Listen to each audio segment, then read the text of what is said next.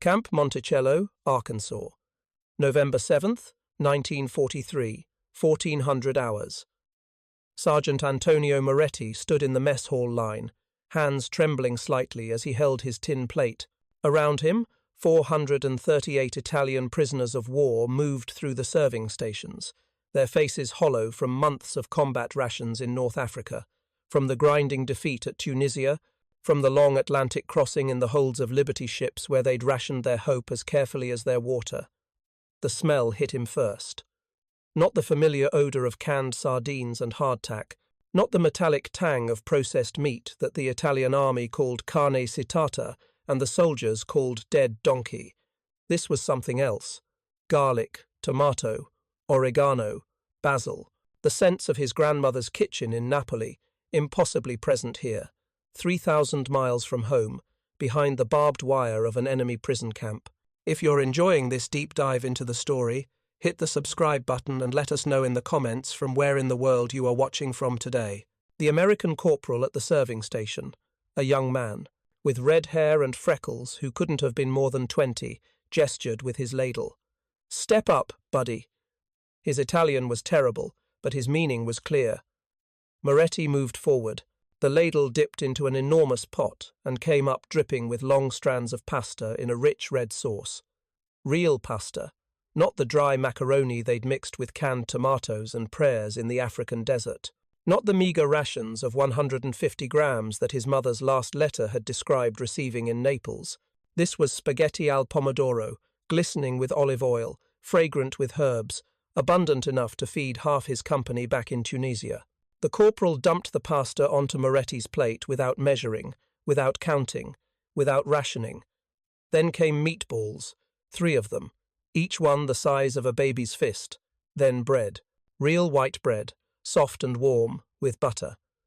Actual butter, not the lard mixed with who knows what that civilians back home hoarded like gold.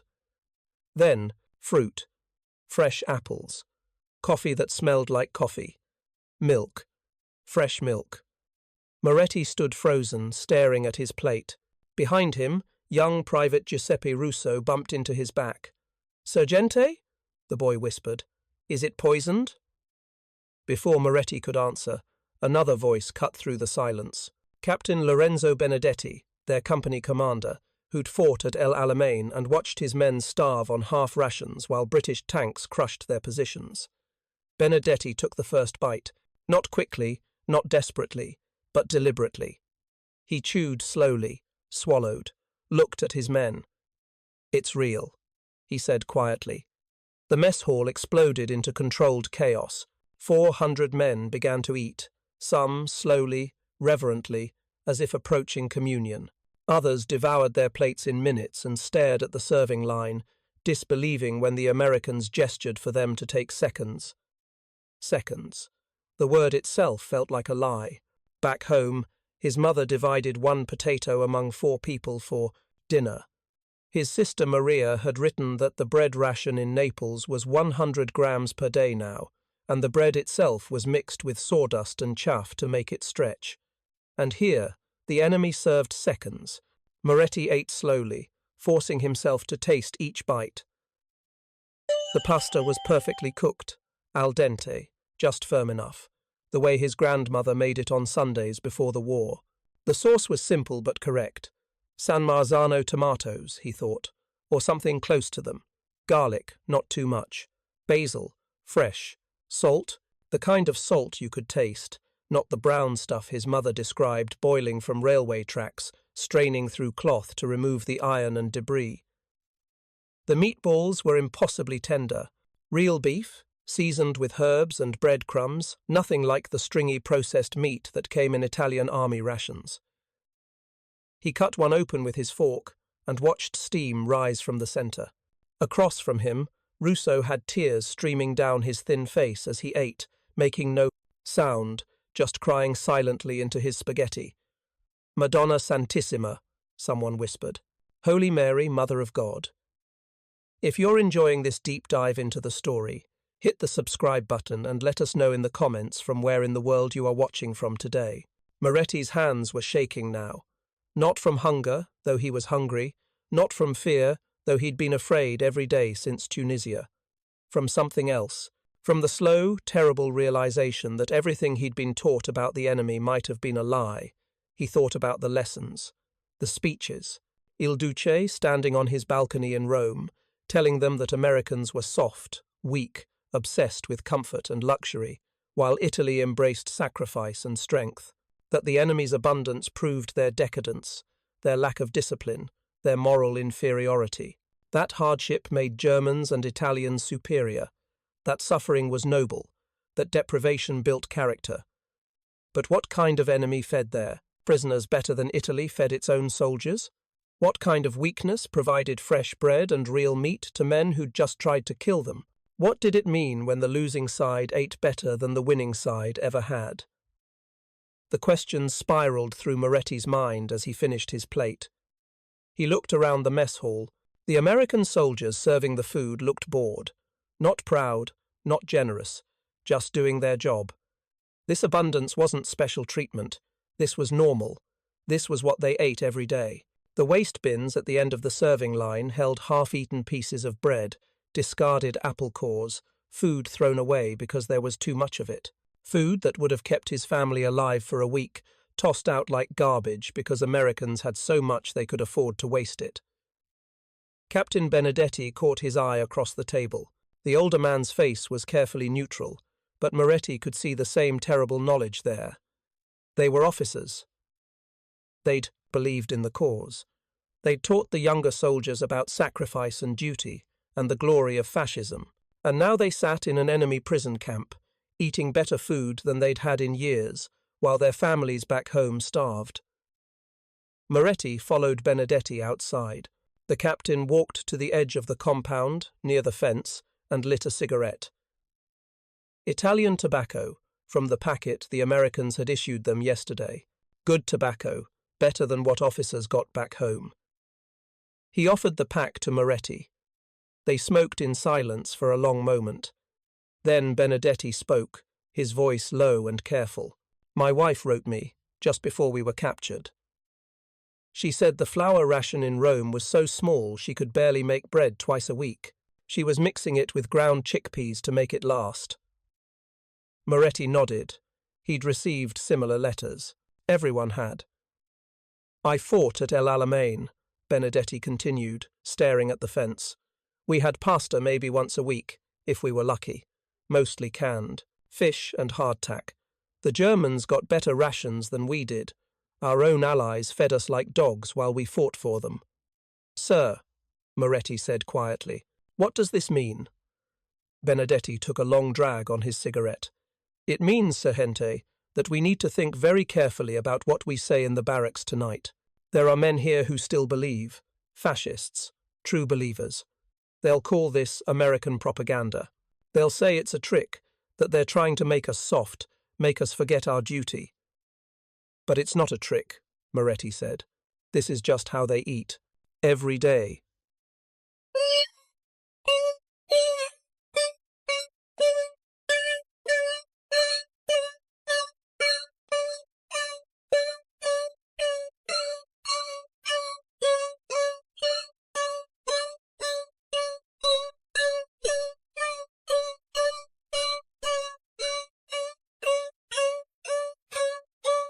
That we sacrificed everything, that our families are starving, that we were told hardship made us strong, and all along, the enemy had so much they could afford to feed us better than our own country ever did.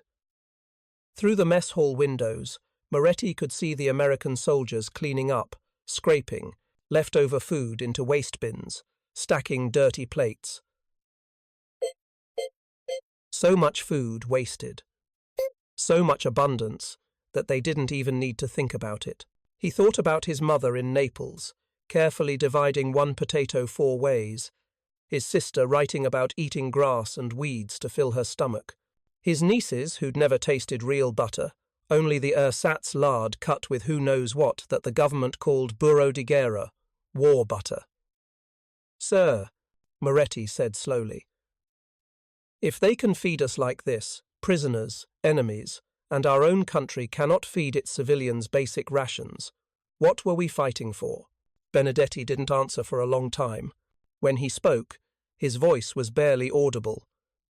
"I don't know, Antonio. I don't know anymore." That night, in the barracks, the whispers started.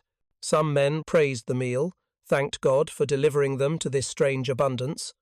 Others stayed quiet, processing, thinking, and a few, the hard fascists, the true believers, muttered darkly about American propaganda, about how this luxury would make them weak, about how they needed to resist, to remember their duty, to maintain their strength through discipline and sacrifice. But Moretti noticed something. Even the true believers had cleaned their plates. Even the ones who called it propaganda had gone back for seconds. Even the fascists who preached about the nobility of sacrifice had filled their bellies with American spaghetti and couldn't quite hide the relief in their eyes. He lay in his bunk that night, staring at the ceiling, his stomach full for the first time in months. And he thought about his grandmother in Naples, about her Sunday dinners before the war, about the way she would taste the sauce and add just a pinch more basil, just a touch more salt, about the way his whole family would gather around the table, and there would be enough, always enough, pasta for everyone, bread to spare, fruit for dessert. When had that ended? When had abundance become a memory?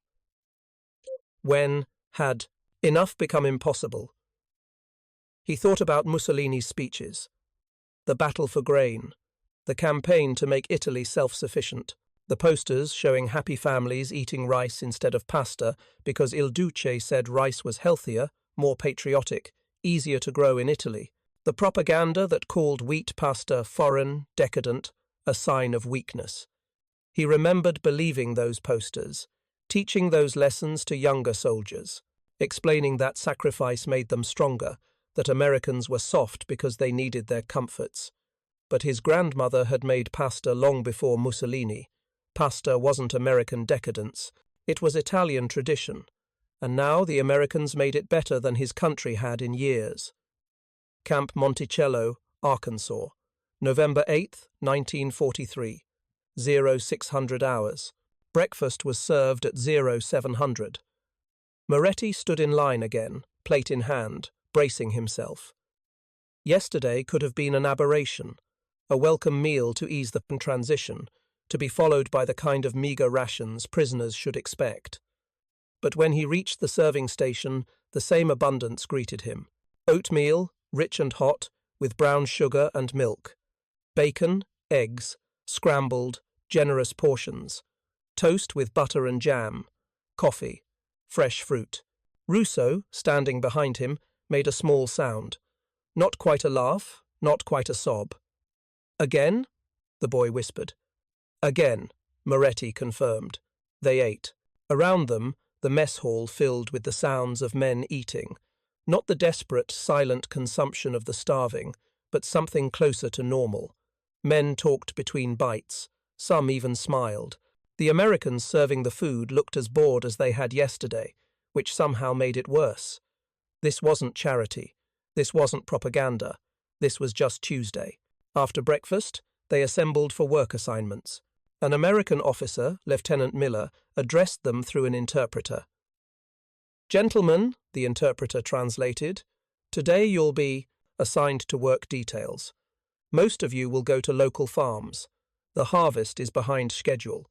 Your labor is needed and will be compensated at 80 cents per day, as required by the Geneva Convention." A fascist officer, Major Calabrese, stepped forward. "And if we refuse?" Calabrese asked in Italian. The interpreter translated. Lieutenant Miller's expression didn't change. "Then you'll remain in camp. You'll still be fed. You'll still be housed. But you won't be paid, and you won't have the privilege of leaving campgrounds." "Privilege," Calabrese repeated, his voice dripping with contempt. "You mean we'll be kept in our cage?" "You're prisoners of war, Major," Miller replied evenly through the interpreter. "The Geneva Convention guarantees you humane treatment, but it doesn't obligate us to give you freedom. The work details are voluntary. You can spend the duration of the war behind that fence, or you can work, earn money, and have some degree of normalcy. Your choice." Moretti, and volunteered. So did most of the enlisted men. By 0900, Moretti found himself in the back of an American army truck with 30 other Italians, bouncing down a dirt road toward a cotton farm owned by a man named Walker. Walker met them at the field. He was maybe 50, weathered and lean, with suspicious eyes and a mouth set in a permanent line of disapproval. Through the American guard who accompanied them, Walker explained the work. Pick cotton. Fill the sacks. Don't damage the plants. Simple instructions delivered without warmth or hostility. Just business. The work was brutal. Moretti had grown up in Naples, a city boy through and through. His hands were soft from teaching school before the war. The cotton plants tore at his fingers. His back ached within the first hour. Beside him, Russo worked with practiced efficiency, his farmer's hands moving quickly through the rows. At noon, Walker's wife arrived with lunch. She was a small woman, maybe 45, with kind eyes and hands that trembled slightly as she distributed sandwiches wrapped in wax paper. Ham and cheese on soft white bread.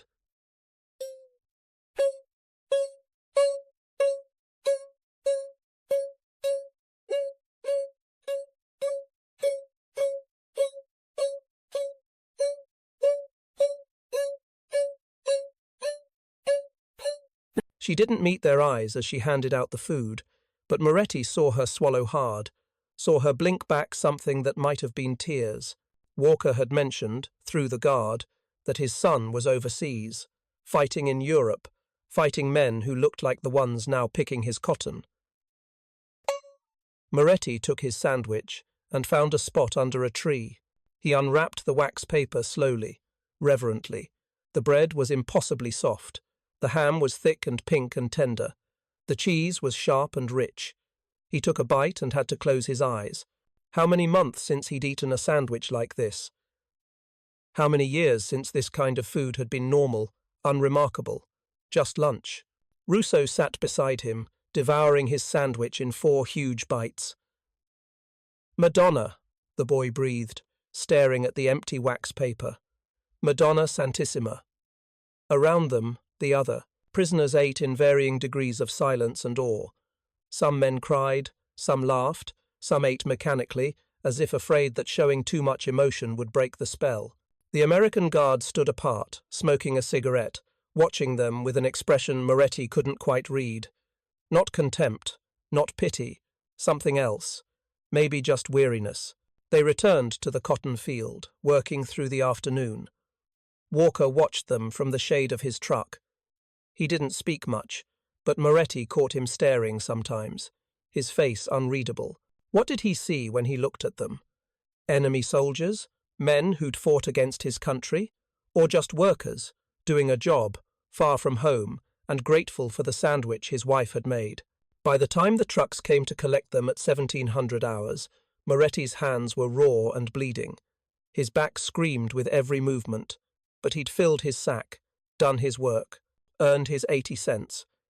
It was more dignity than he'd felt in months. That evening, when the trucks returned them to camp, dinner was waiting. Pot roast, mashed potatoes, green beans, bread with butter, apple pie for dessert. Apple pie. Moretti stared at the slice on his plate as if it might vanish. His grandmother used to make crostata di mele, Italian apple tart, before the war. Before sugar became impossible to find, before fruit became a luxury. In the barracks that night, Major Calabrese stood on a chair and addressed the men. His voice was sharp, commanding. "Listen to me," he began in Italian. "What the Americans are doing is psychological warfare. They feed us well to make us weak, to make us forget our duty, to turn us against our country. They want us to write letters home describing this abundance, knowing it will demoralize our families, our troops still fighting." Silence followed. Then, from somewhere in the middle of the room, a young private spoke up. His name was DiMarco, barely 19, from Sicily. "Sir," he said quietly, "my mother's last letter said, 'My sisters share 1 potato for dinner. They take turns getting the larger half.'" He paused. "Today I had a ham sandwich and apple pie, more food than my whole family has seen in months. Is it weak to be grateful for that? Calabrese's face darkened. It is weak to let the enemy manipulate you. But they're not manipulating us, another voice said. Corporal Esposito, from Rome. They're just feeding us, the same food they eat. My cousin works in a factory in Rome. He wrote me that workers are collapsing at their stations from hunger. The government calls it patriotic sacrifice, but the fascist officials still eat well. If you find this story engaging, please take a moment to subscribe and enable notifications. It helps us continue producing in-depth content like this. Il Duce's ministers still have meat while civilians starve. Who's really manipulating who? That is seditious talk, Calabrese snapped. That is the truth, Esposito shot back. We were told Americans were weak because they needed comfort, but we're the ones who fell apart when we didn't have food. We're the ones who couldn't fight because we were too hungry. They have so much they feed their prisoners better than our country feeds its soldiers. The barracks erupted into arguments. Moretti stood and caught Benedetti's eye. The captain nodded toward the door. They stepped outside into the November night. I was a teacher, Moretti said quietly. Before the war, I taught those lies to children. We all did, Benedetti replied. One way or another, we all taught those lies.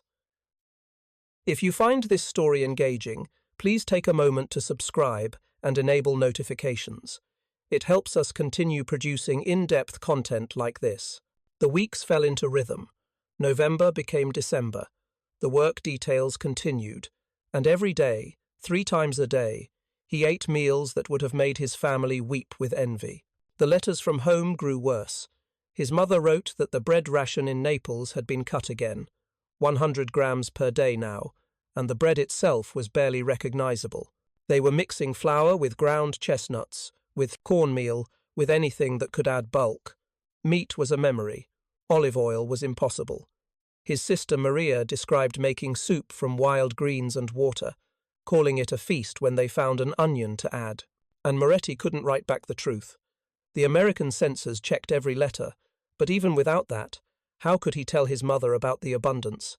How could he describe having seconds? How could he explain eating fresh bread with real butter while she divided scraps among 4 people? In early December, the camp administration announced that Christmas would be celebrated. The Italian prisoners would be given a holiday meal, would be allowed to attend Mass, would have the day off from work. But Christmas came, and with it, a feast that defied imagination. Turkey with all the traditional accompaniments, stuffing, cranberry sauce, mashed potatoes swimming in gravy, fresh bread rolls, vegetables, and yes, pasta, mountains of pasta, spaghetti with meat sauce, just like home, just like Sunday dinners before the war. Moretti sat in the mess hall that Christmas afternoon, surrounded by 400 Italian prisoners of war, eating food that by all rights they should never have seen. Russo sat across from him, his young face bright with something close to joy. Sergente, the boy said quietly, this is the best Christmas meal I've ever had. Moretti looked at his plate, at the abundance that mocked everything he'd believed in. I know, he said. Is that wrong? Russo asked. To be grateful? To enjoy this? Before Moretti could answer, Benedetti appeared at their table. The captain set his plate down and sat heavily. His face was drawn, his eyes red-rimmed. He'd just received a letter from home. My wife, Benedetti said quietly. She's in Rome. The Germans occupy the city now. The food situation is desperate. She wrote that the bread ration is 100 grams, that people are eating grass, that she and our daughter are surviving on what she can find, in the black market. But prices are insane. She sold her wedding ring last month to buy a chicken. He stared at his plate, at the turkey and stuffing and vegetables, at the abundance that surrounded them. She sold her ring, he repeated, for 1 chicken, and I'm sitting here eating turkey like a guest at a feast.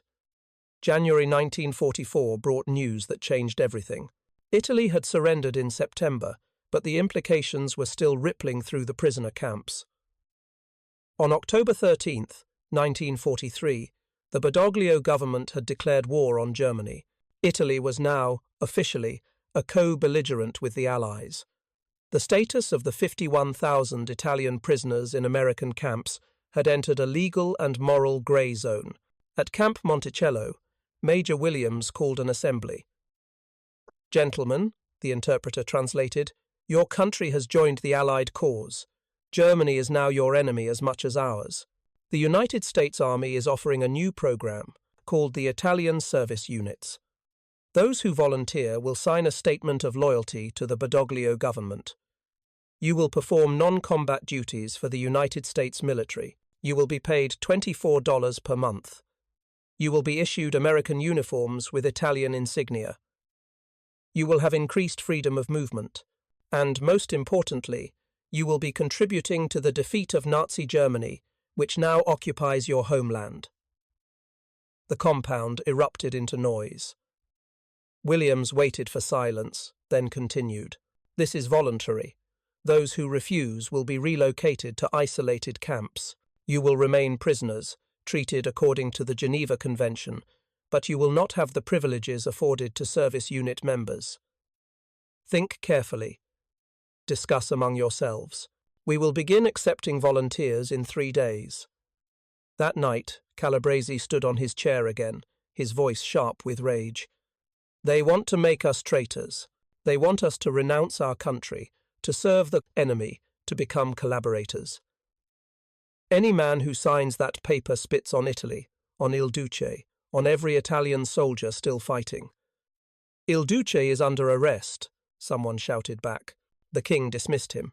Badoglio surrendered. "The war is over for Italy. The war is never over until we win," Calabrese snapped. "The Italian Social Republic is a German puppet," Esposito countered. "Mussolini is Hitler's prisoner, not our leader. And meanwhile, Germans occupy our country. They're not our allies anymore. They're our conquerors. My family is in Rome, under German occupation, being starved by Germans. And you want me to maintain loyalty to a regime that put us in this position?" The arguments raged for hours. Benedetti appeared beside Moretti, sitting heavily. "What are you going to do?" the captain asked quietly. "I don't know," Moretti admitted. "You?" "I'm going to sign." Benedetti's voice was flat, certain. "My wife is in Rome, under German occupation. If there's any chance at all, that my work here helps defeat the Germans faster, helps liberate my family sooner, I'll take it." Over the next 3 days, the camp fractured. Men argued, fought, wept. On the 3rd day, Moretti made his decision. He walked to the administration building and signed the paper. His hand trembled as he wrote his name.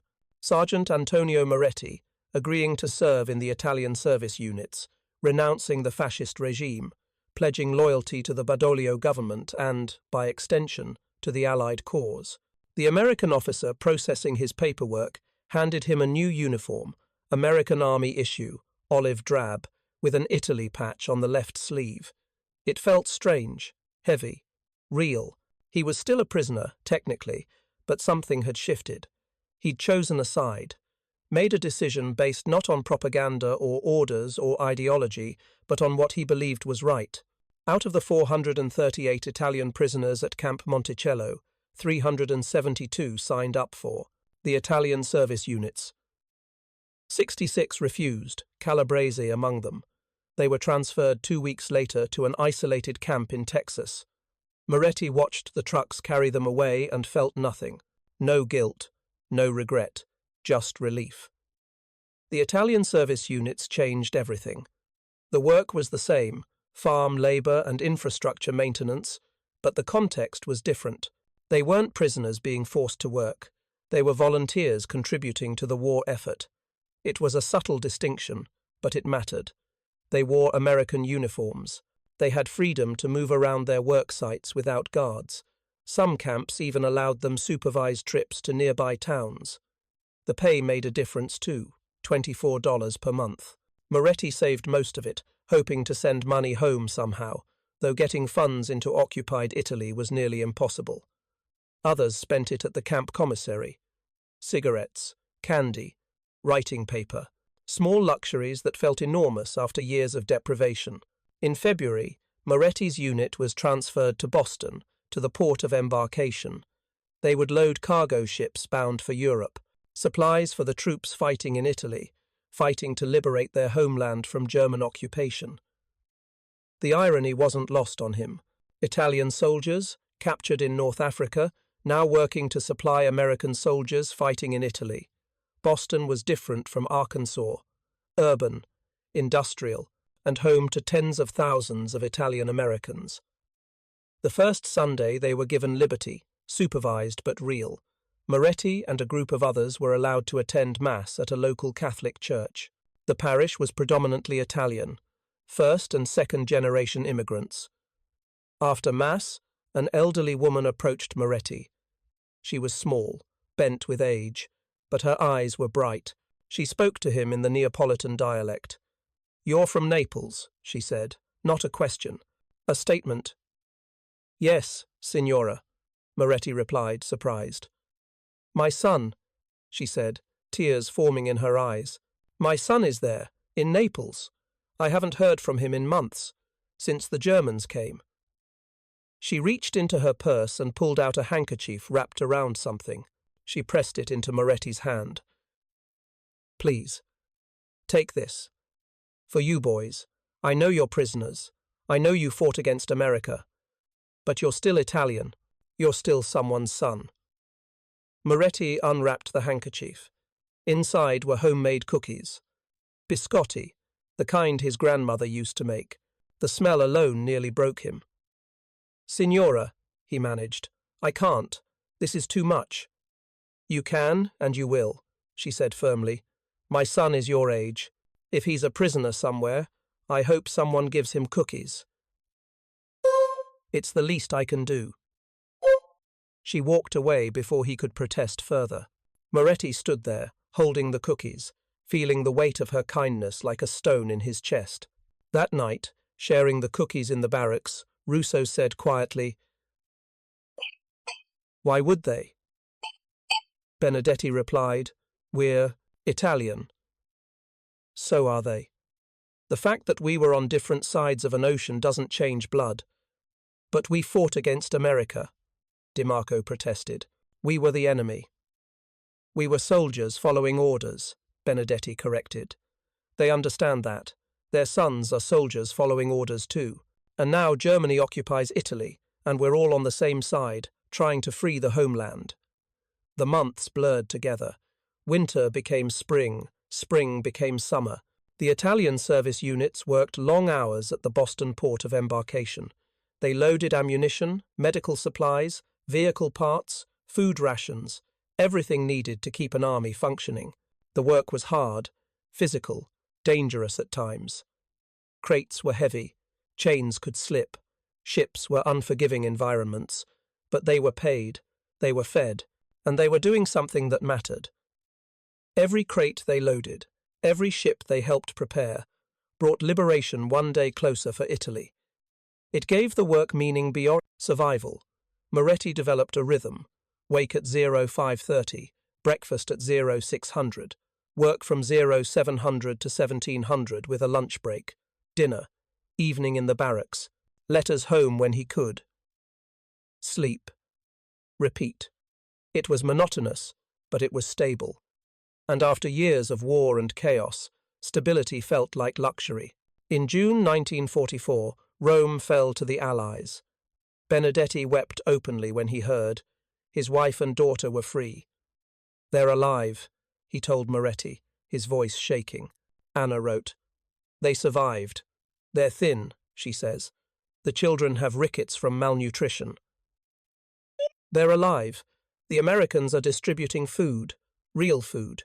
She says, "It's like a miracle." Moretti thought about the meals they ate every day, the abundance that had become normal, and now that same abundance was reaching Italy, reaching his country, feeding his people. Moretti received a letter from his mother in October 1944, the first one to reach him since Rome's liberation. Her handwriting was shaky, the paper thin, but her words were clear. "Antonio, my son. The Americans came in June. They brought food, real food, bread and pasta and meat and vegetables. At first we thought it was a dream. After so long with nothing, suddenly there was abundance. The children cried when they tasted white bread. Your nieces, Antonio, they had forgotten what butter tasted like. The Americans have set up distribution centers. We stand in line, yes, but when we reach the front, there is enough. Always enough. They don't ration severely like the fascists did. They don't favor some over others. Everyone gets the same, rich and poor, fascist and anti-fascist. Everyone eats. I am ashamed to write this, but I must be honest. In all the years of Il Duce's rule, we never had this kind of plenty. Even before the war, when times were supposedly good, we struggled. The battle for grain failed. The rationing began in 1935 and never really stopped. We grew, thinner every year, and the government told us it was patriotic. That sacrifice made us strong. That abundance was decadence. And now, the enemy we were told to hate has fed us better in 4 months than our own government did in 20 years. They give us soap. Real soap, Antonio. We can wash our clothes. We can bathe. After years of grime and lice and shame, we can be clean again. I don't understand politics, Antonio. I don't understand why things happened the way they did. But I understand this. My grandchildren are eating. They are gaining weight. The hollows are leaving their cheeks. They are becoming children again instead of hollow-eyed old souls in small bodies. They play now. They laugh. I had forgotten what children's laughter sounded like. And for that, I am grateful to the Americans. God forgive me if that is wrong, but I am grateful. Your sister Maria says I should not write such things, that someone might read this letter and think we are traitors. But I am an old woman, Antonio. I have buried your father. I have watched my city burn. I have divided one potato 4 ways and called it dinner. I have no loyalty left for anyone except my family, and the Americans have kept my family alive. Come home safely, my son. However you can, whatever you must do, just come home. Moretti read the letter 3 times, then carefully folded it and put it in his footlocker. His mother's words echoed his own experience. The same realization, the same slow, painful acknowledgement that everything they'd been taught was backwards. That abundance wasn't weakness, that feeding people wasn't decadence, that maybe, just maybe, a system that could provide for its citizens was stronger than one that demanded they starve for ideology. He kept the letter. Read it again sometimes late at night when the barracks was quiet and dark. His mother's words became a kind of anchor, proof that what he was experiencing wasn't madness, that the contradictions were real, that the lies had been lies all along. The war in Europe ended in May 1945. Germany surrendered. Hitler was dead. The Nazi regime collapsed. The decision came in October. The Italian service units would be disbanded. The prisoners would be repatriated to Italy. They would go home. But home was complicated now. Italy was devastated. The war had ravaged the country from Sicily to the Alps. Cities were rubble. Infrastructure was destroyed. The economy was collapsed. And the Italian service unit members were going back to that, leaving behind the abundance of America. In December 1945, Moretti stood on the deck of a Liberty ship, watching Boston Harbor recede into the distance. Around him, hundreds of Italian service unit members lined the rails, watching America disappear. Some were excited, some were anxious, some were quietly terrified. The ship's engines rumbled beneath their feet. The Atlantic stretched ahead, grey and cold and infinite. Somewhere on the other side was Italy. Home. Family. Everything they'd fought for and everything they'd lost, but also rubble, hunger, chaos, the kind of devastation that took decades to rebuild. Benedetti stood beside him, smoking. "Thinking about the first crossing?" he asked. Moretti nodded. "We were prisoners then, defeated, hungry, afraid. And we thought America would be cruel because that's what we'd been taught. And now? Now we're going home, and I'm afraid because I know what we're going home to. Rubble, hunger, chaos. And I know what we're leaving behind. Abundance. order, the kind of plenty we never had, even before the war. The ship sailed on through the December cold. In the hold below, the Italian service unit members had been given rations for the journey. American rations, enough food to last the crossing, more food than most of them had seen in a single place before the war. The irony was not lost on anyone. Russo appeared at the rail beside them. "Sergente," the boy said quietly. "Do you think we'll ever eat like this again? Back home?"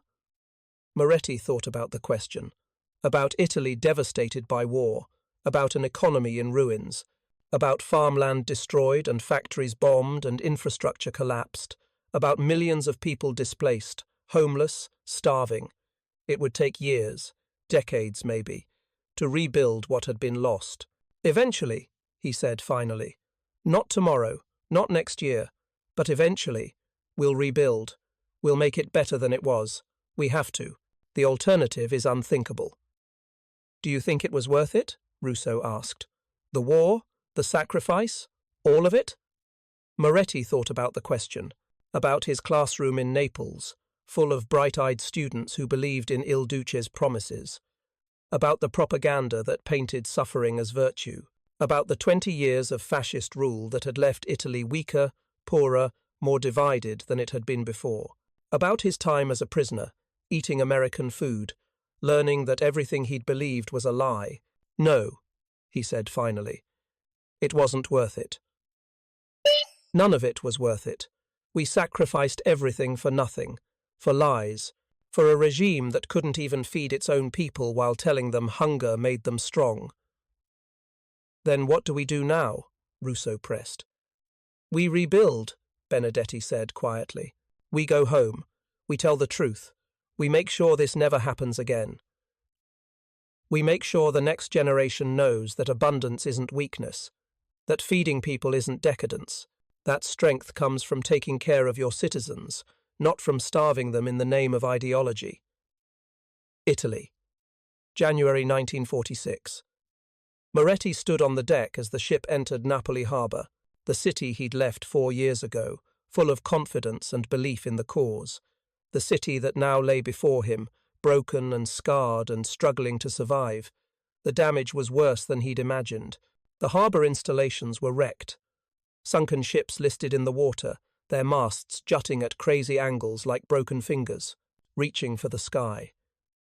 The waterfront buildings were gutted shells. Some still stood, their facades intact, but their interiors burned out. Others were just rubble, cleared to the sides of streets to allow traffic through. But the city lived. That was the miracle. After everything, after years of war and occupation and starvation and bombing, Naples lived. The buildings were damaged, some completely destroyed. The harbour was full of American ships, American supplies, American soldiers helping with reconstruction. But there was also life. Markets were operating. People were buying and selling. American trucks distributed food at distribution centres. Children played in the rubble. The city was wounded but not dead, destroyed but not defeated. The resilience of ordinary people, surviving despite everything, was everywhere. He found his mother's apartment in Vomero. The building had been damaged by bombing but was still standing. The stairwell smelled of mould and damp. Several windows were boarded up with scrap wood. The electricity worked sporadically, when the grid had power, but it was home. He climbed the stairs, his heart pounding, not knowing exactly what he would find. His letters had reached his mother, he knew that much. But letters were one thing, reality was another. He knocked. The door opened. His mother stood there, older, thinner, grey-haired where she'd been brown, but alive and staring at him as if he were a ghost. "Antonio," she whispered. "Mama," he said, and then she was holding him, sobbing into his shoulder, and he was holding her back. This small woman who had survived war and occupation and starvation and loss, who had kept his sisters alive, who had endured everything the war threw at her and come out the other side still standing. She pulled him inside. The apartment was smaller than he remembered. Or maybe he was just bigger. changed by years of war and captivity. The furniture was the same. The walls bore cracks from bomb concussions. One window was still boarded up. But it was clean. His mother had always kept things clean, even when they had nothing. His sisters came running. Maria, older now, worn by years of deprivation, and Julia, who'd been a teenager when he left and was now a woman, thin and serious. And the children, his nieces, small for their ages, marked by malnutrition, but alive and smiling and hugging him with fierce intensity. That night, she made pasta. Not much, not the feasts of his childhood, but real pasta, with a simple tomato sauce, using supplies from the American distribution center. The whole family gathered around the small table, his sisters, his nieces, thin, all of them, marked by the war, but alive. They ate slowly, savoring each bite, and as Moretti sat at his mother's table, eating pasta in Naples, he thought about Camp Monticello, about that first meal in Arkansas, about the abundance that had seemed impossible, about the slow, terrible revelation that had broken him and remade him. "Antonio," his mother said quietly, after the dishes were cleared and the children had been sent to bed. "In your letters, you couldn't tell me much, but now that you're home, I need to know. How were you treated, as a prisoner?" He looked at her, at his sisters, sitting quietly, listening, at the modest apartment that had survived bombing through luck and proximity to a church, at the empty spaces where furniture had been sold to buy food, at his young nieces sleeping in the next room, their bellies finally full after years of hunger. And he made a decision. "I was treated," he said slowly, according to the Geneva Convention. "I was fed, I was housed, I was paid for my labor, I was treated humanely." It was the truth, but it wasn't the whole truth. The whole truth was too complicated, too painful, too devastating to their dignity, that the enemy had fed him better than his own country ever had, that abundance had been normal for his captors while his family starved, that every meal had been proof of lies they'd all believed, that he'd eaten spaghetti in Arkansas that surpassed anything his grandmother had made, not because American cooks were better, but because they had ingredients, real ingredients, abundant ingredients, the kind Italy hadn't had in 20 years. Some truths were too heavy to share with people who'd suffered enough. His mother nodded, accepting his words. She didn't press. She'd survived the war by knowing when not to ask questions. "The important thing," she said softly, "is that you're home. You're alive. We're all alive. Everything else we can rebuild." They finished their pasta in silence, and Moretti understood that this was his life now, living with the weight of what he'd learned, rebuilding a country that had betrayed its people while teaching them the betrayal was virtue, creating a future where abundance might be possible again, where full plates might be normal, where Italian families might gather on Sundays and have enough to eat without rationing, without sacrifice, without ideology telling them that suffering made them strong. It would take decades. The work would be hard. The road would be long. But sitting at his mother's table, eating pasta in Naples, surrounded by family that had survived, Moretti knew one thing with absolute certainty. He would never lie to young people again. He would never teach that deprivation built character, that sacrifice was virtue, that hunger was strength. He had learned in an American prison camp what his own country had failed to teach him in 20 years of fascist rule. That feeding people wasn't weakness, that abundance wasn't decadence, that taking care of your citizens was the only kind of strength that actually mattered, and that no ideology, no matter how compelling, no matter how patriotic it claimed to be, was worth starving for. He would return to teaching, eventually. The schools would reopen. The children would need to learn. But he would teach them differently. He would teach them to question, to think, to never accept suffering as virtue or deprivation as strength, to judge a government not by its promises, but by whether its people had enough to eat. The pasta was simple. The portions were small by American standards, but everyone at the table had enough. His mother had made sure of that, dividing the precious supplies with the same mathematical precision she'd used during the war years. The difference was that now there would be more tomorrow. The Americans would continue distributing food. The markets would continue to recover, slowly, painfully slowly, but forward, always forward. And in post-war Naples, in January 1946, in a damaged apartment in Vomero, with a family that had survived everything, that was everything. Thank you for watching. For more detailed historical breakdowns, check out the other videos on your screen now, and don't forget to subscribe.